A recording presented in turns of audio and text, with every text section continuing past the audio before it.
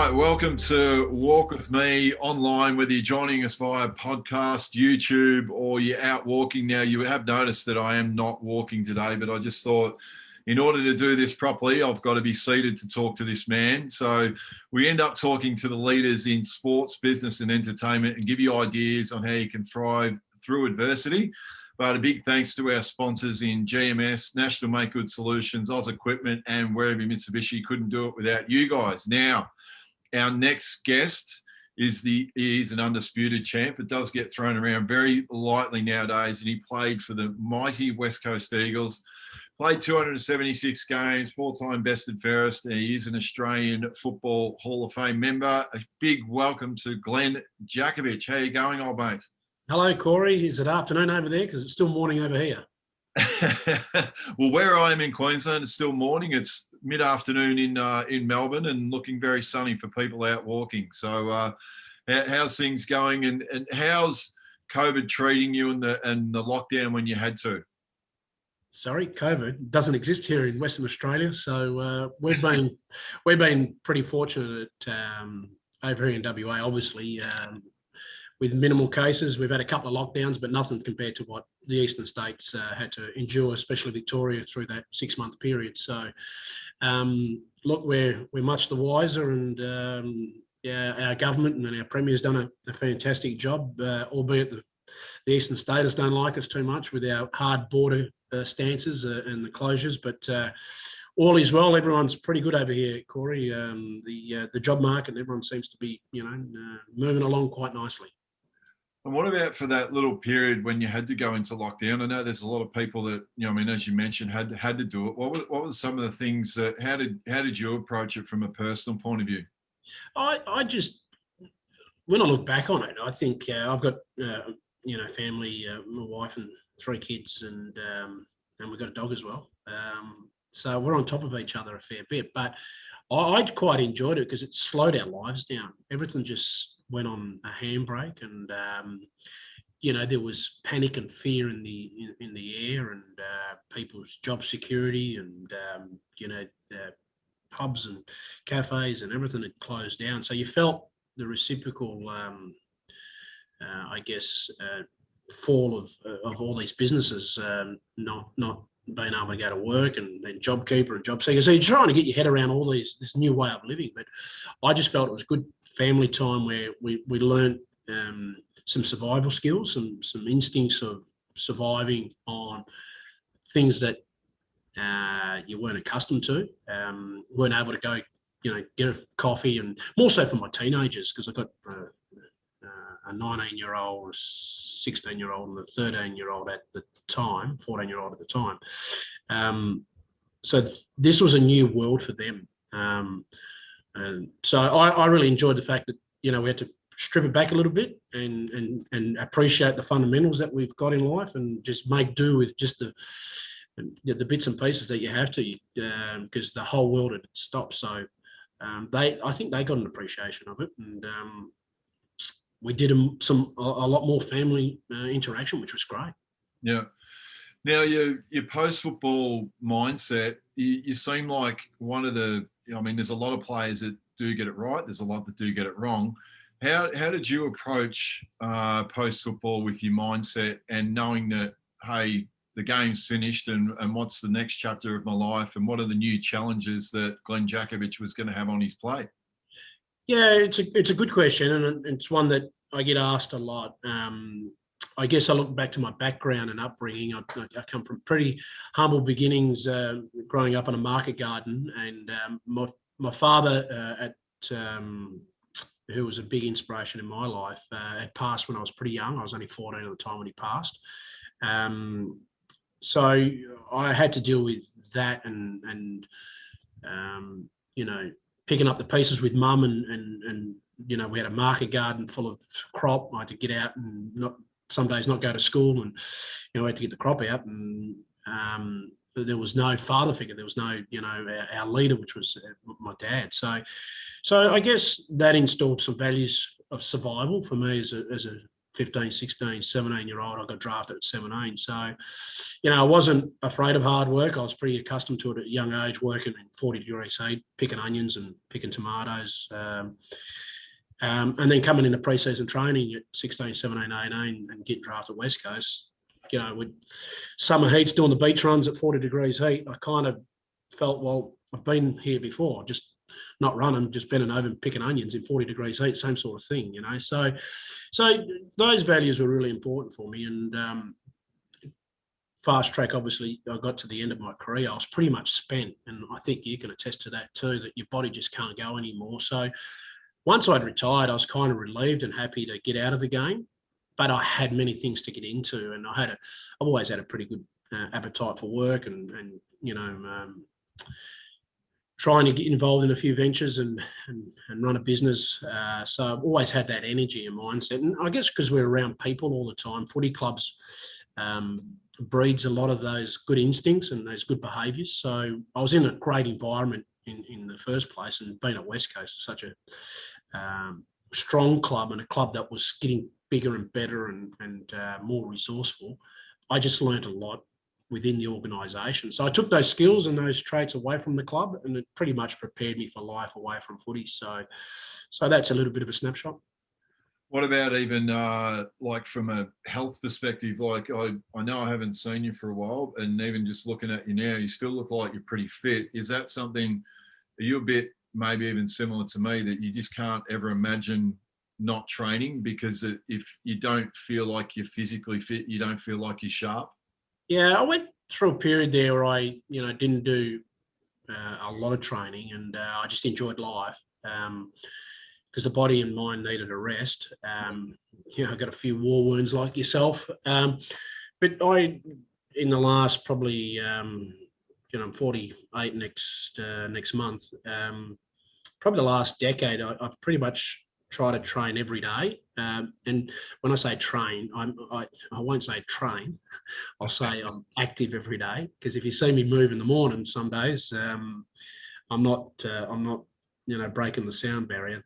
Let's get that right. But or speed record. But I was always the one thing that I really valued from the footy club was we had a dietitian, and the dietitian taught me what works for my body and what doesn't.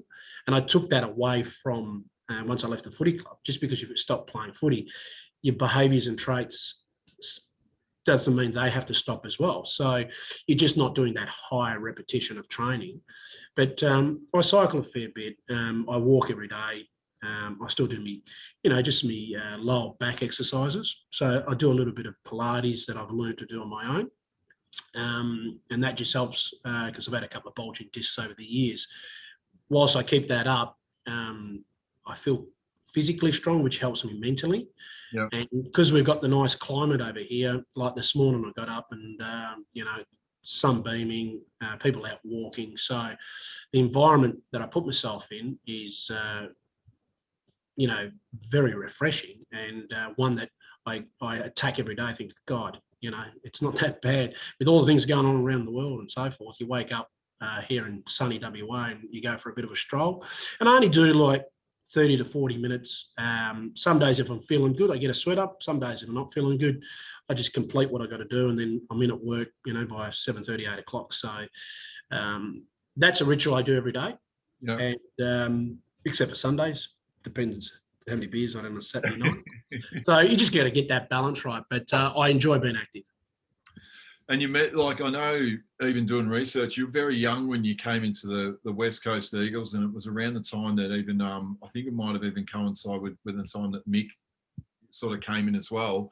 What changed the mindset of the West Coast Eagles at around that time, that when Mick came in? It was a massive change. The club was in its... so Mick came in 1990, I came in 91. So the club was 3 years in existence when Mick got appointed coach. They're on their third coach. I think they're second or third CEO, 3 or 4 football managers. So it was pretty, some would say probably a bit dysfunctional. or they weren't dysfunctional. They're just trying to find their way in this new national competition.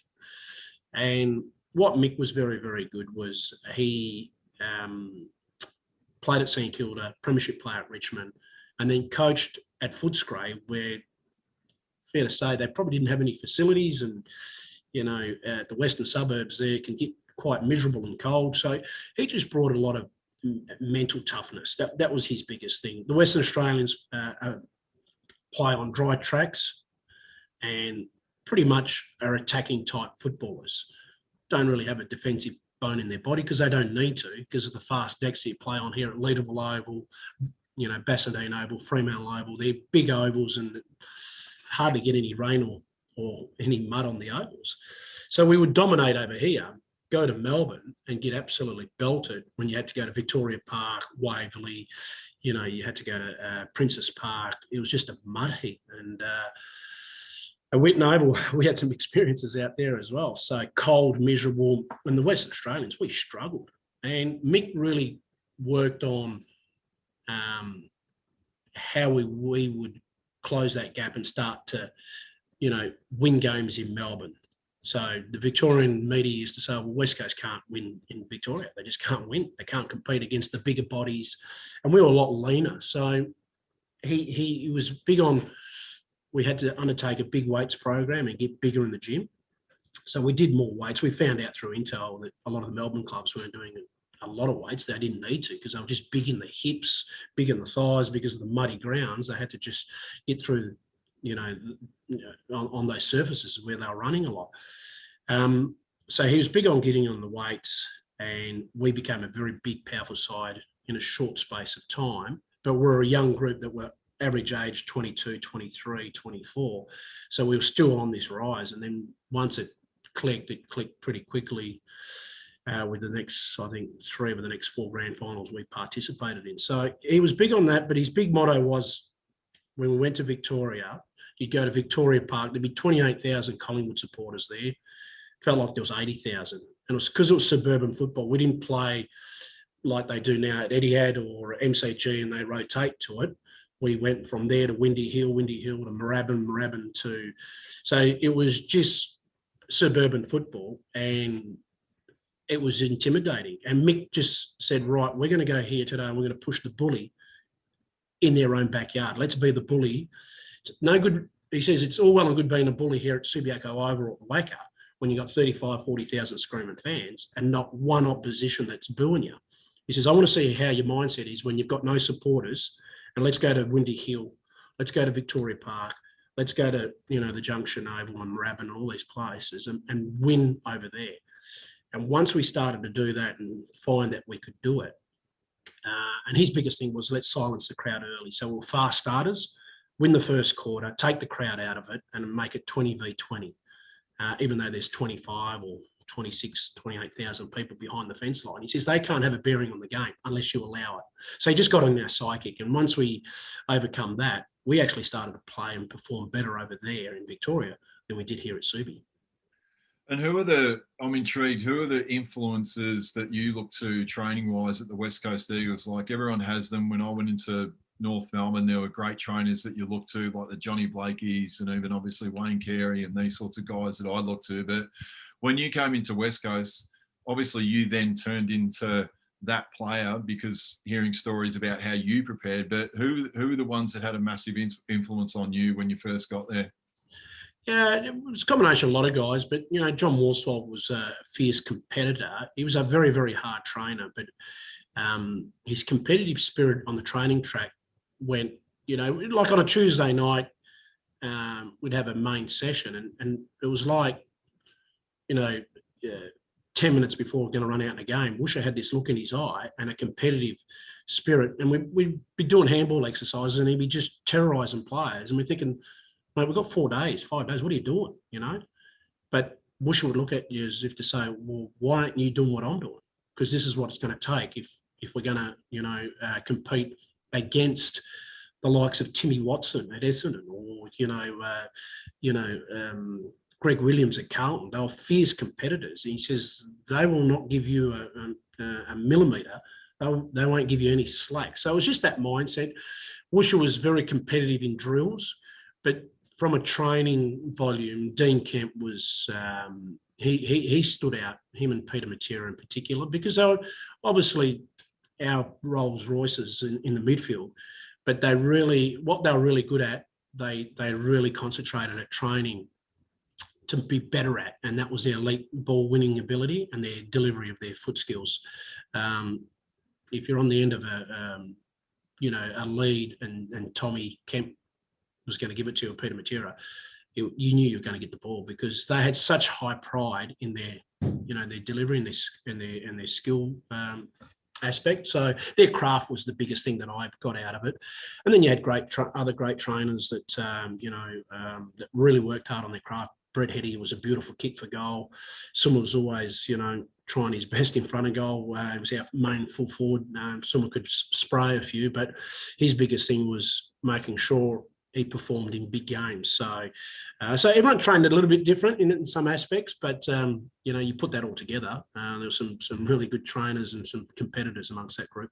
And what about your preparation in season? There's one thing I have just thought of. Did you, during the footy season, you didn't have a drink at all, did you? No, it's something that I used to go to New Year's Eve, have a pretty big New Year's Eve like we all do, and then I said my next drink will be after the last game of the year. So I just felt I did that for virtually my whole career. Yeah. There may have been a couple of events or a couple of milestones where I may have had a beer, but I could probably count them on one hand in 13 years that I didn't have a drink in season.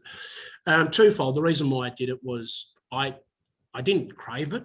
I didn't see the necessity for me after 4 weeks of hard training. We've got a Friday night game. We don't play till the following Sunday, so we can have a beer on a Saturday night. Maybe I should have, but I could sit with my mates, till 2 or 3 o'clock in the morning at a bar, and I'd be drinking mineral water and they'd be drinking bourbons, but I still enjoyed their company. So people used to say, how could you do it? And I says, well, the two reasons was that was my commitment to be the best I could possibly be. So I had the respect for my football. Yep. And the second thing was I knew my opponents weren't doing what I was doing. So it just gave me probably a little bit of an edge. And plus it was just, it was healthy for me to do. So I didn't see it as a sacrifice. People says, gee, you sacrificed by not having a drink. And I says, no, I didn't. I says, that was just part of my job.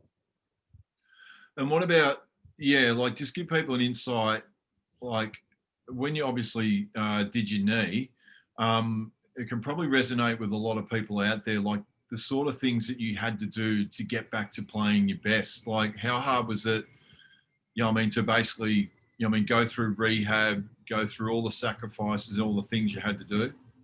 Yeah, that was an interesting, I guess, fork in the road for me, because I think I played 123 games out of a possible 124.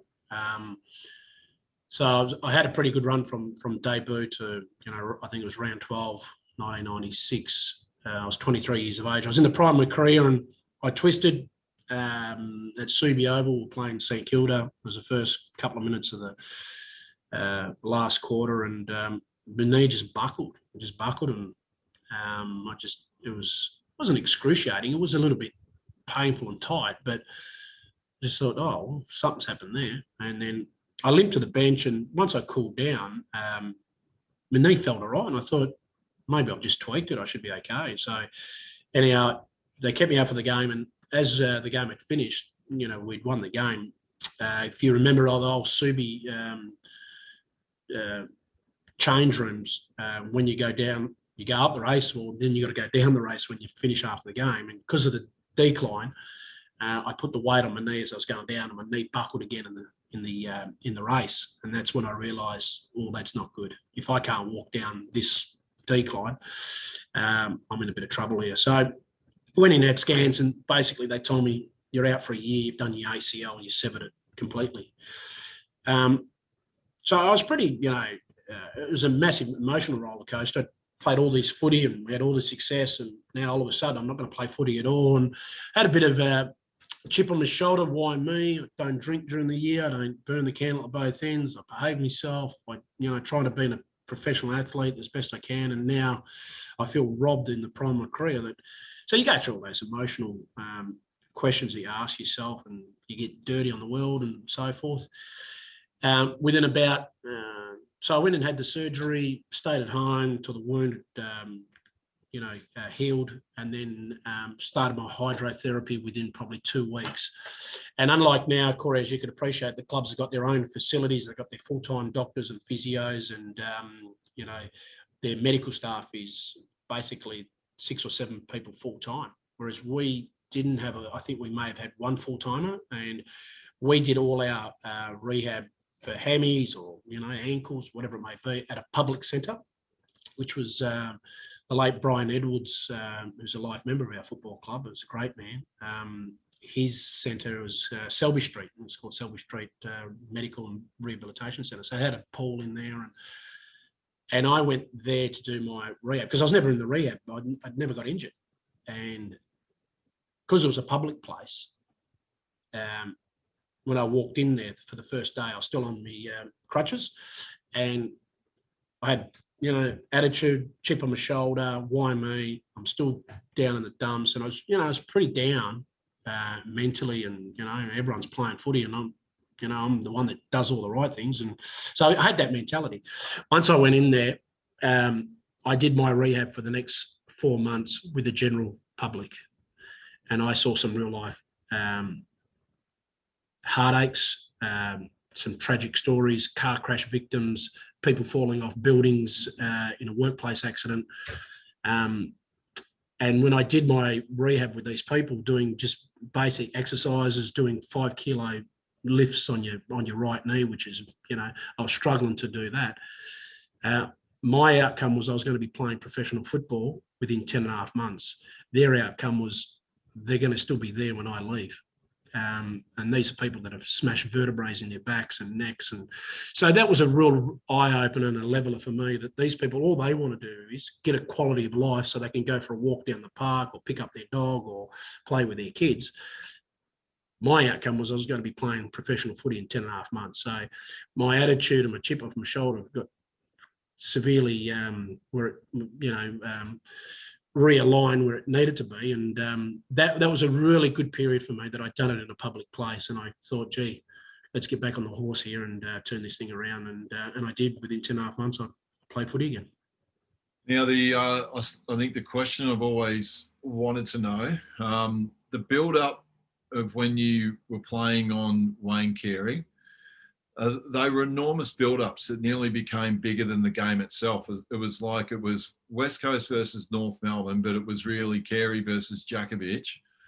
I'm just intrigued to know, how did you approach it from your point of view? Because really, even since, I don't know of a clash that was as big as what you two, and it was quite funny that I was so close by that I'd watch you walk down through the centre square and you'd have that much oil coming off your body that you actually did look like Arnold Schwarzenegger was playing centre half back on the other bloke. But how did you approach the build up to the game for such an enormous contest? Yeah, I have to go back to Mick Malthouse, who really harnessed the battle, because we played against each other in 1992. Wayne was starting to burst on the scenes. I was still finding my way. I think it was in my first 30 or so games, I played on this guy by the name of Wayne Carey for about a quarter. And it was the second half. I think we got up and won. It was at the MCG, but Wayne was on fire. And it was quite interesting because Wayne got reported. Was that the cheap shot? He punched me in the arm. Of all places to punch me in the arm. But I'd done something to Wayne prior to that, which I've confessed to, and he didn't like it. And mine wasn't captured on video, and his was. So he got a week. So you don't have to have a cord attached to the phone. I got off, and Duck goes to me after the game. He says, I'll see you next year. I says, yeah, no worries. I'll wait for it. So fast forward next year, it was 1993. We're the reigning premiers. The Kangaroos are 10-0 on fire. Dennis Pagan's first year as coach, I believe. And you come over here to the Wacker and absolutely give it to us and beat us. And Duck, he's had 35 marks and he's kicked 5 or 6, and Mick left me on him for the entire game. So we lose at the Wacker on our home ground. The Kangaroos are up and about. Pagan's fist pumping the air on the sidelines, and yeah, it's pretty embarrassing. We're the reigning premiers, and we lost at home. So anyhow, the debrief in the change rooms was quite interesting because I was sitting in the middle. If you go from left to right, I was somewhere in the middle of all the player groups. And when we had a bad loss, Mick would go through everyone individually. So he'd go right through the players and say, oh, you know, poor game, need to prove this, you know, your tackling was poor. So he's going through all the guys. And you could imagine with some guys, he was pretty animated. He gets closer to me and he doesn't say anything to me, and he bypasses me and goes to the next player, which was Tony Evans, and then it was Peter Matera and so forth. And I've gone, oh Jesus, how good's this? He's just gonna, he's either forgotten me or he's not gonna say anything.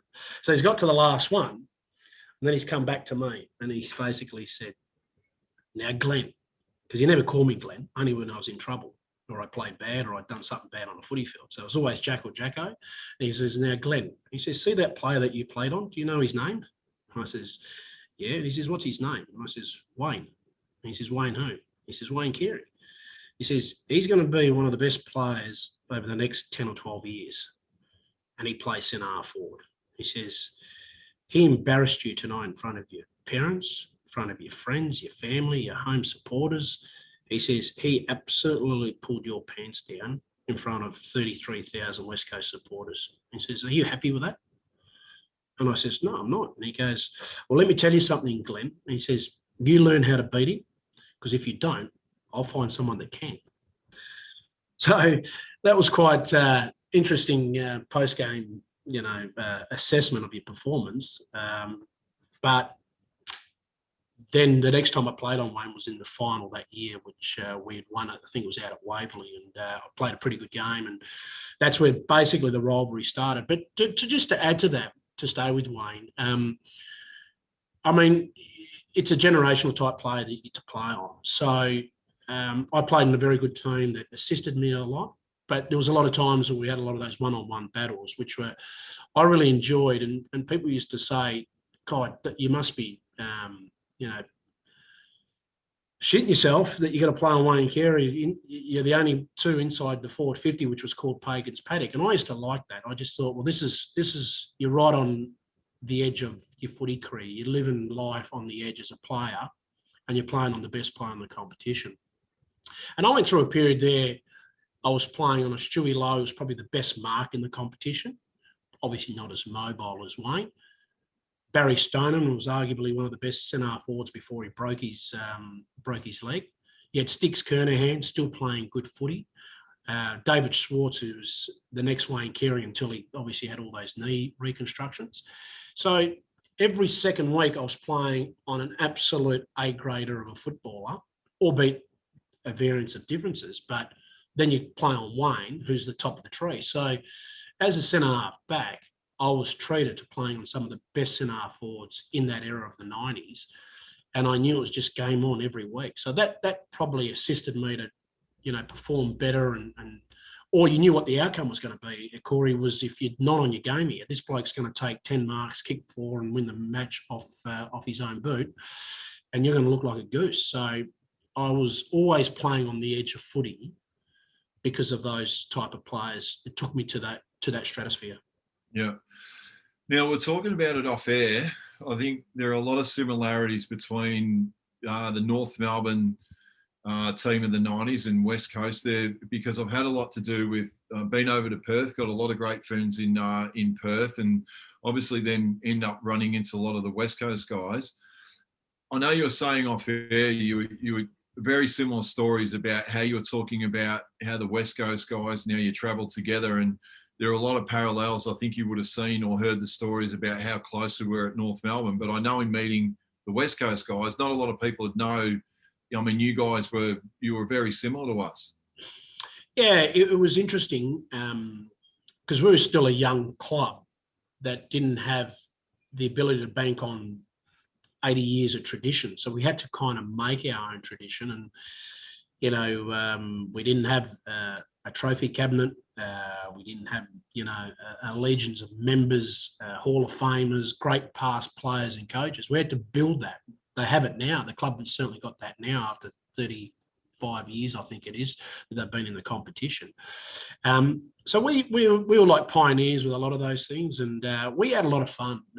When I say a lot of fun, define fun, not, boozing up and going to nightclubs and things like that. Our fun was, whilst we did that, I'm not going to say we didn't, but we enjoyed each other's company. And Mick was big on the mission. The mission was to go over and pinch 4 points out of Victoria and get back. So he built this big rivalry, us versus them. State of Origin was still hanging around, so we all still played state of origin footy in the late 80s, early 90s, and it pretty much finished, I think, mid to late 90s. So we enjoyed that rivalry. And, you're playing Carlton at Princes Park, it was big. You're playing Collingwood at Victoria Park. It was challenging, but it was big. Darren Mullane, I got to play against Darren Mullane, and the aura against someone like him was just, it was awesome. And Timmy Watson at Essendon. So you had all these legends. And then playing on Tony Lockett at St Kilda, they kicked 8 goals against our 18. Well, he kicked the whole 8, or, he kicked 10 of their 11 in a real crap side. But, so to get on a footy field was a privilege, and to play against these sides. So we as a team, we had to travel, we spent a lot of time with each other in hotel rooms, guys, do all the things that boys do, or men do, young, healthy men, fit men, playing cards and getting up to mischief and that. But we love the game. The group loved the game, and we realised that we're on the cusp of something very, very special. And we obviously the first team in the history of the AFL. We took the first premiership cup out of Victoria, which made it a truly national competition. So, and we took the first grand final away from, because we played at Waverley, albeit we lost to Hawthorn. So you're playing against Michael Tuck, Jason Dunstall, Dermot Brereton. There were some iconic figures at each club. So we strive to be what these clubs had, and we wanted to become them very, very quickly. So that was our mindset. After a game in Melbourne, a famous thing we used to do was, because we didn't have a big supporter base, and we'd probably greet them at the Oval for about a half an hour meet and greet, jump on the coach straight to the airport, to the Tullamarine airport. And there was a little bar there right next to Hungry Jack's. So the boys used to go and have 2 or 3 beers, get a whopper, and you could always hear, final call, G. Jakovich, Peter Sumich, John Morsfold on the PA, because we're still lining up Hungry Jacks trying to get a couple of Yumbos and a couple of Whoppers. So that's what we did. But then we had a 4-hour flight. Then we're pushing heaven and earth to get upgrades. We all, a lot of us, majority of us got upgrades. So traveling back business class. I think we were the reason why Ansett went under, because we got, upgraded so many times, and the boys were having a few bourbons on the way back, and we didn't have to train till 5 o'clock. So it was like we went over, we worked hard, we got the win. Now it's a bit of our time, and the guys really enjoyed each other's company. So I don't know if they do that today. Well, they definitely don't do that at the airport. I know they're not allowed to go get beers and Whoppers. It's a bit different, Corey, today. Yes, it is. Now, second last question: what would be something that no one would expect that Glen Jakovich did that allowed him to perform at his best? There's something that no one would ever expect that you had in your obviously you never used to drink, but was there anything else that you used to do or still might do that helps you to perform at your best? Yeah, nothing out of the ordinary, but the one thing that I did do that on a Friday night before, I just have, because I was pretty rigid with all my food and eating and that. The night before, I don't know if this is probably allowed today, but or if I, was counterproductive. But the night before, I'd have the biggest bowl of ice cream with the frozen chocolate that you put on the top, the Ice Magic. And sometimes I'd be blowing bubbles going to bed knowing that I just got a big fat belly. But it just made me feel good. That's something that was probably my little weakness. But I'd wake up the next morning feeling pretty good. So, yeah, nothing out of the ordinary. A lot of people do things like that. But, the biggest thing was the preparation for me and a will to succeed with a group of guys that was, was a foreign footy club. We were a very, young footy club. We're only in our fourth.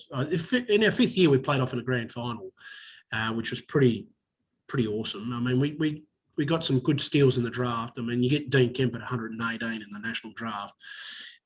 He's a top three today, every day of the week, if not top one or two. But Tony Evans, Brett Eddy, all these guys were taken in the 90s, and they were big game players. So that's what I enjoyed, Corey, in a nutshell, was the company of my teammates. They drove me. They're good blokes, good footballers, but they're just good people. And one last one, Jacko. We might have already touched on this before, but it might be a different moment for you that this, when we really deep dive into this, your fork in the road moment. Like, where would be your fork in the road moment where Glen Jakovich's life or footy career could have gone either way? Oh, yeah, you have a few of them, as you know, Corey. You have a few of them. It was probably after my knee injury, I came back. 98 wasn't a good year for me, and I was never the quickest, and I got me training wrong a little bit, and I put on probably 5 or 6 extra kilos, and I just got bigger physically, and I just smashed the gym, where I should have been probably, concentrating more on sprints and agility. And opposition coaches started to put smaller type half forwards playing centre half forward that would run me around, and I just couldn't keep up. I was just too big and bulky, and Mick lost a little bit of faith in me, and started playing me off the bench or dragging me and, playing me out of the back pocket. So I had to have a certain player or opponent that I could play on. So he's kind of running out of opponents for me to play on. And I'm only 26 years of age. 25, 26 years of age. So I'm in the prime of my career. And, the media really been virtually a one-team town. Freo had just come in, so we're a 2-team town, but the media really went hard at me that I'm done and dusted, and I'm too big, too slow, and my best footy's behind me. And I was only 26 years of age. So got through that year and then just stripped it right back and lost about 6 or 7 kilos. The club had a sprints coach, and I just met with him in sessions that you're probably not allowed to do now, but I'd meet him on a Saturday and a Sunday, and I just chucked in extra sprints and agility. And then a couple of years came back, and I won a best and fairest after that. So that was probably that period where my dynamics had changed, and I probably was thinking too much of my past deeds that would get me through the next couple of years. And if I didn't change that, it would pretty much I would have been struggling to hold my position in the side. So it was that 98 year was probably my biggest fork in the road on the back of coming off a knee reconstruction. Yeah. Well, look, it's been awesome to sit down with you, mate. Like, it's we obviously did have one of the great we had the best rivalry of the 90s. When they say North Melbourne being the team of the 90s, I would be the first one to interject that there's this team over in Perth that wasn't too shabby as well. So I reckon it's a joint mantle we can take out together, Jacko, that we're both the teams of the 90s, and as much as we had fierce rivalries, it was never bitter. It was just unbelievably tough, hard football with the best players going one-on-one at it. And you were certainly a part of that, taking on old Buffhead number 18. Quite interesting that one of you used to drink and one of you never used to stop. So, but look, a big thank you for everyone that tunes in to Walk With Me. Everyone can check us out on the social platforms for the podcast and the YouTube version, and we'll see you soon. Corey, thanks very much. Good to reminisce, and it was a great period, and hope the people that listened look after each other, and certainly through testing times. But thanks. Enjoyed it, mate. Loved it.